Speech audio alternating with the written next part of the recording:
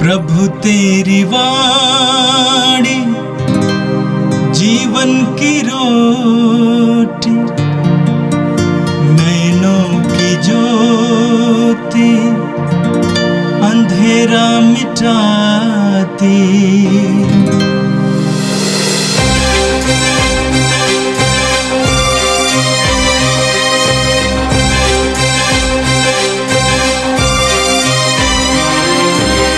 प्रभु तेरी वाणी जीवन की रोटी, नैनों की ज्योति अंधेरा मिटाती।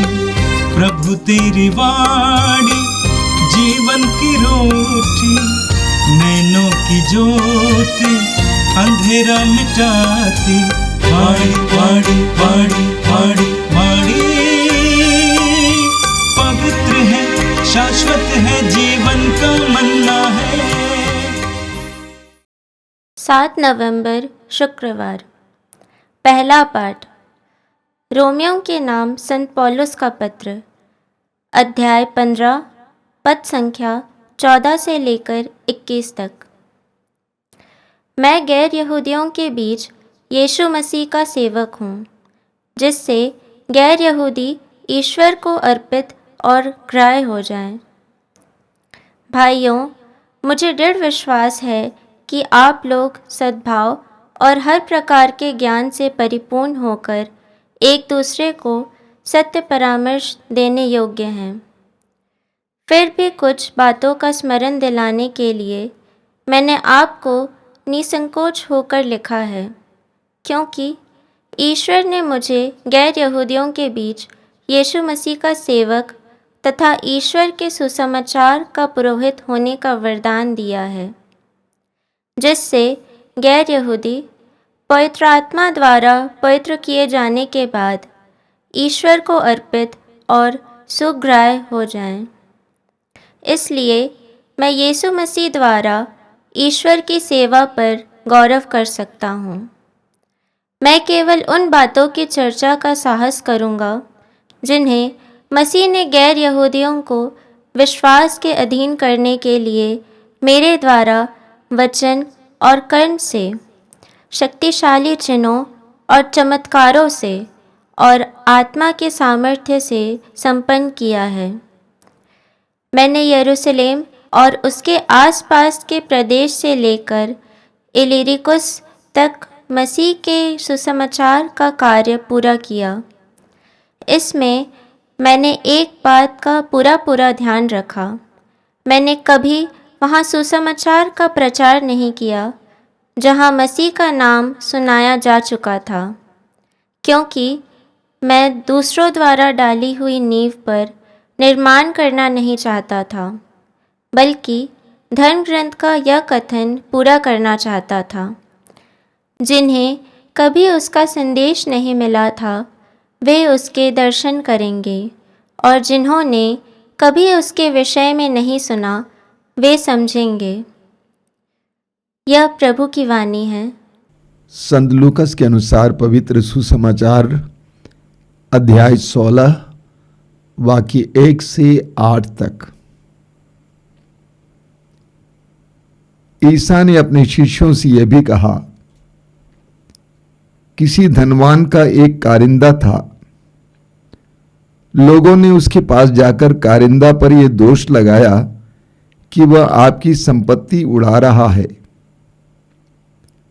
इस पर स्वामी ने उसे बुलाकर कहा, यह मैं तुम्हारे विषय में क्या सुन रहा हूं? अपनी कारिंदगी का हिसाब दो, क्योंकि तुम अब से कारिंदा नहीं रह सकते। तब कारिंदा ने मन ही मन यह कहा, मैं क्या करूं? मेरा स्वामी मुझे कारिंदगी से हटा रहा है। मिट्टी खोदने का मुझ में बल नहीं, भीख मांगने में मुझे लज्जा आती है। हाँ, अब समझ में आया कि मुझे क्या करना चाहिए, जिससे कारिंदगी से हटाए जाने के बाद लोग अपने घरों में मेरा स्वागत करें। उसने अपने मालिक के कर्जदारों को एक एक कर बुलाकर पहले से कहा, तुम पर मेरे स्वामी का कितना ऋण है? उसने उत्तर दिया, 100 मन तेल। कारिंदा ने कहा, अपना रुका लो और बैठकर जल्दी 50 लिख दो। फिर उसने दूसरे से पूछा, तुम पर कितना ऋण है? उसने कहा, 100 मन गेहूं। कारिंदा ने उससे कहा, अपना रुका लो और 80 लिख दो। स्वामी ने बेईमान कारिंदा को इसलिए सराहा कि उसने चतुराई से काम किया, क्योंकि इस संसार की संतान आपसी लेन देन में ज्योति की संतान से अधिक चतुर है। यह प्रभु का दिव्य सुसमाचार है। ख्रिस्त प्रभु की जय। मेरे प्रिय भाई और बहनों, आज का पहला पाठ रोमियो के नाम संत पौलुस के पत्र के अध्याय 15 से लिया गया था। हम सुसमाचारों में पढ़ते हैं कि प्रभु यीशु की शिक्षाओं को सुनने के बाद लोग आपस में कहते थे कि ये अधिकार के साथ शिक्षा देते हैं, और पौलुस ने भी अधिकार के साथ शिक्षा दी, और पौलुस के पत्रों में यह अधिकार देखने को मिलता है। आज के पाठ में संत पौलुस कहते हैं कि अधिकार उन्हें कैसे मिला। पौलुस कहते हैं, ईश्वर ने मुझे गैर यहूदियों के बीच ईसा मसीह का सेवक तथा ईश्वर के सुसमाचार का पुरोहित होने का वरदान दिया है, जिससे गैर यहूदी पवित्र आत्मा द्वारा पवित्र किए जाने के बाद ईश्वर को अर्पित और सुग्राह्य हो जाएं। पौलुस कहते हैं कि मैं गैर यहूदियों के बीच सुसमाचार की घोषणा करता हूं। ईश्वर ने स्वयं मुझे यह वरदान दिया है। दमिश्क के मार्ग पर यीशु से मिलने के बाद, उस साक्षात्कार के बाद, उस अनुभव के बाद पौलुस स्वयं महसूस करता है कि ईश्वर ने स्वयं मुझे नियुक्त किया है। प्रभु के हर सेवक सेविका के अंदर यह धारणा होनी चाहिए कि मुझे प्रभु ने बुलाया है, प्रभु ने नियुक्त किया है। बाइबल की एक बात जो मेरे अंदर बहुत गहराई से काम कर गई, वो है यूहन्ना का सुसमाचार अध्याय 15 वाक्य 16, जहां प्रभु कहते हैं, तुमने मुझे नहीं चुना बल्कि मैंने तुम्हें चुना है और नियुक्त किया है। हर सेवक सेविका के अंदर यह धारणा होनी चाहिए कि प्रभु ने मुझे चुना है। आगे संत पौलुस हमें बताते हैं अपने बुलावे के बारे में कि मसीह ने गैर यहूदियों को विश्वास के अधीन करने के लिए मेरे द्वारा वचन और कर्म से, शक्तिशाली चिन्हों और चमत्कारों से और आत्मा के सामर्थ्य से संपन्न किया है। पौलुस कहते हैं कि पवित्र आत्मा मेरे अंदर क्रियाशील रहा है, और ईश्वर ने पवित्र आत्मा के द्वारा बड़े बड़े चिन्ह और चमत्कार प्रकट किया है। हम प्रेरित चरित्र की अध्याय 1 वाक्य 8 में पढ़ते हैं, प्रभु यीशु ने अपने शिष्यों से कहा, जब पवित्र आत्मा तुम पर उतरेगा तो तुम्हें सामर्थ्य मिलेगा और तुम मेरे साक्षी होगे। यीशु के साक्षी होने के लिए पवित्र आत्मा का सामर्थ्य अनिवार्य है।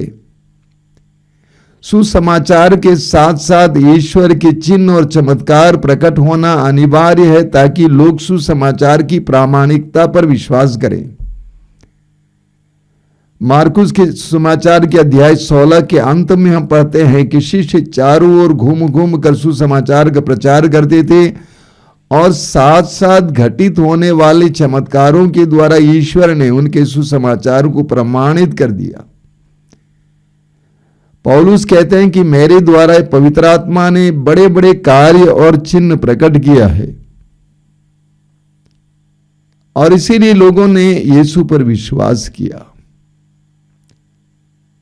हम प्रेरित चरित्र के अध्याय 10 में पढ़ते हैं, उसके वाक्य 38 में प्रभु यीशु के बारे में लिखा हुआ है कि ईश्वर ने यीशु को सामर्थ्य तथा पवित्र आत्मा से परिपूर्ण किया,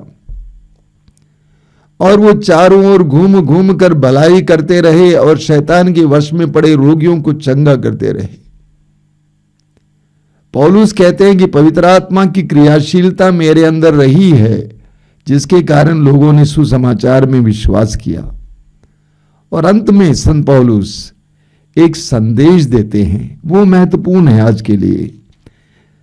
पौलुस क्या संदेश देना चाहते हैं? वाक्य 20 में हम पढ़ते हैं, मैंने एक बात का पूरा ध्यान रखा, मैंने कभी वहां सुसमाचार का प्रचार नहीं किया जहां मसीह का नाम सुनाया जा चुका था, क्योंकि मैं दूसरों द्वारा डाली गई नींव पर निर्माण करना नहीं चाहता था। पौलुस कहते हैं कि जहां भी लोगों ने मसीह को जान लिया था, वहां पर मैंने प्रचार नहीं किया, बल्कि जहां लोग यीशु को नहीं जानते थे, वहां पर मैंने प्रचार किया। इसके द्वारा संत पौलुस हमें भी यही बताते हैं कि आप लोगों को भी यही करना चाहिए। आज कलीसियाओं के बीच में, छोटी बड़ी कलीसियाओं के बीच में,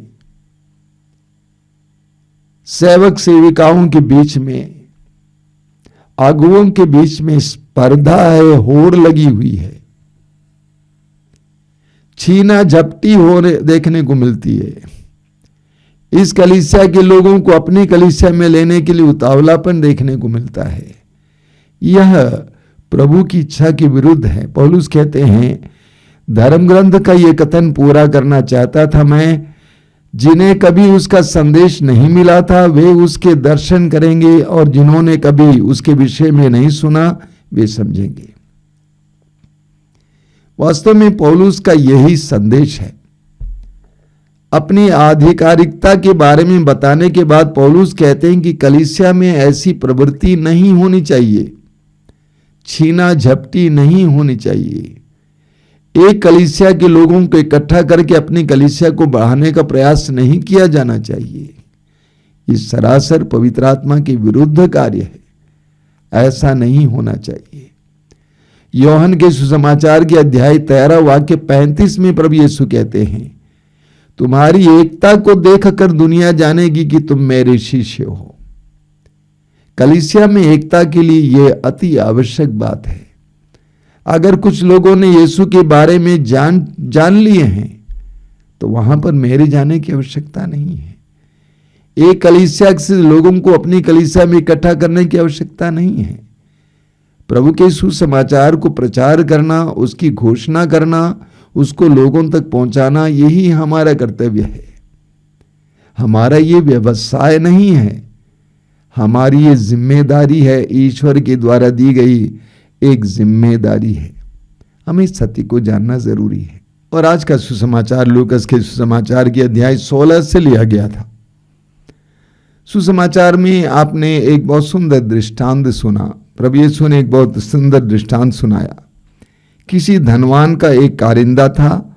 लोगों ने उसके पास जाकर कारिंदा पर यह दोष लगाया कि वह आपकी संपत्ति उड़ा रहा है। इस पर स्वामी ने उसे बुलाकर कहा कि मैं तुम्हारे विषय में क्या सुन रहा हूं, अपनी कारिंदगी का हिसाब दो, क्योंकि तुम अब से कारिंदा नहीं रह सकते। कारिंदा मतलब आज की भाषा में मुंशी, मैनेजर। तब कारिंदा ने मन ही मन ये कहा, मैं क्या करूं, मेरा स्वामी मुझे कारिंदगी से हटा रहा है, मिट्टी खोदने का मुझ में बल नहीं है, भीख मांगने में मुझे लज्जा आती है। तब उसके दिमाग में बात आती है, वो बोलता है, अब मैं समझ गया कि मुझे क्या करना चाहिए। जिसे कारिंदगी से हटाए जाने के बाद लोग अपने घरों में मेरा स्वागत करें, उसने अपने मालिक के कर्जदारों को बुलाया, एक एक करके बुलाया, और उनसे कहा कि लिखो, कम लिखो। इस तरह उसने सोचा कि जब मैं कारिंदगी से बाहर हटूंगा, दुनिया जाऊंगा, तो लोग मेरा स्वागत करेंगे, मेरी मदद करेंगे, मेरे लिए आवश्यक बातों का प्रबंध करेंगे। एक अनोखी बात यहां पे पढ़ने को मिलती है। वो बात यह है, स्वामी ने बेईमान कारिंदा को इसीलिए सराहा कि उसने चतुराई से काम किया। कई लोग मुझे फोन करके पूछते थे कि स्वामी जी ऐसा क्यों, प्रभु एक बेईमान कारिंदे को सराह रहे हैं, उसकी प्रशंसा कर रहे हैं। ऐसा क्यों? वास्तव में अगले वाक्य में इसका अर्थ छिपा हुआ है। अगला वाक्य है लूकास का सुसमाचार अध्याय 16 वाक्य 9। वहां पे प्रभु यीशु कहते हैं, और मैं तुम लोगों से कहता हूं, झूठे धन से अपने लिए मित्र बना लो, जिससे उसके समाप्त हो जाने पर वे परलोक में तुम्हारा स्वागत करें। वास्तव में इस वचन को भी आज के सुसमाचार के साथ जोड़ना चाहिए था। इस दृष्टांत का यही सारांश है, अर्थ है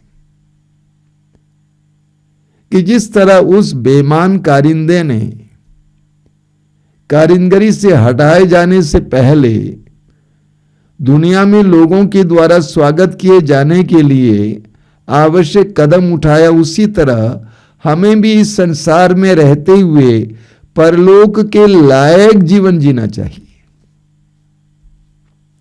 कि आपके पास धन है, धन का इस प्रकार उपयोग करें, सदुपयोग करें कि वह आपके लिए परलोक के लायक बना दे।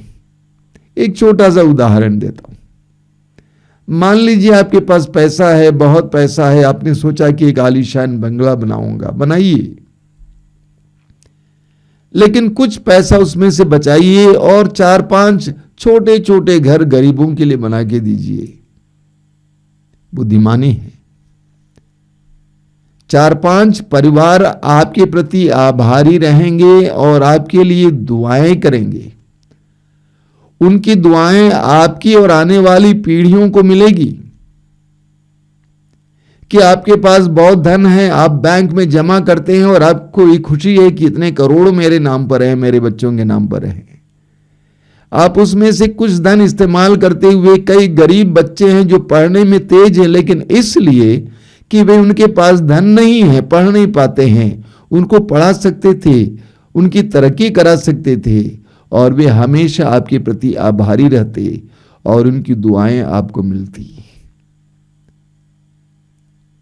ईश्वर ने संसार में हमें अलग अलग प्रतिभाएं, शक्तियां दी हैं कि आपके पास कोई प्रतिभा है, उसको इस्तेमाल करें ईश्वर के राज्य के विस्तार के लिए।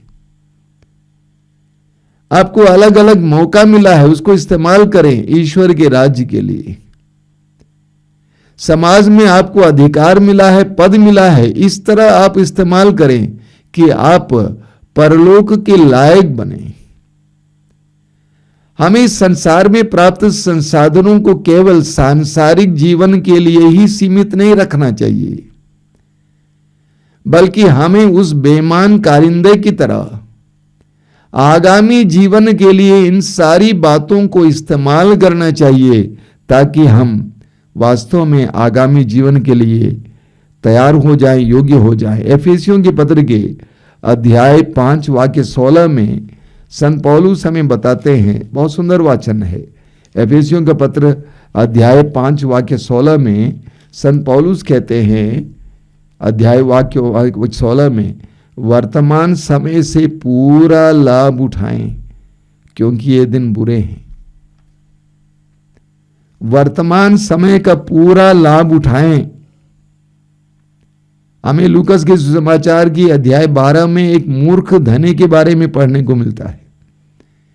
प्रभु यीशु ने सुंदर दृष्टांत सुनाया। एक धनी जिसके पास बहुत जमीन थी और उसके खेत में इतनी फसल हुई कि उसने सोचा मैं क्या करूंगा, मेरा भंडार छोटा पड़ रहा है, मैं भंडार को बड़ा करूंगा और उसको अनाज को उसको भर दूंगा और अपने से कहूंगा कि ऐश करो, कई वर्षों के लिए तुम्हारे पास आवश्यक धन है।